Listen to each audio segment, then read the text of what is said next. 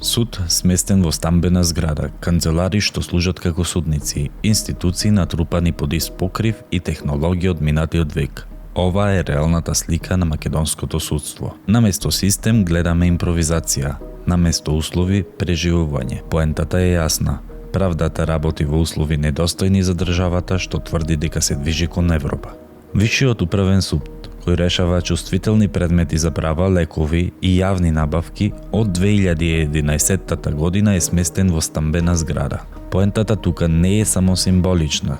Судот нема вистинска судница, работи со половина од потребните судии, а за еден предмет одлучува во просек 2,5 години. Слична е состојбата и низ државата.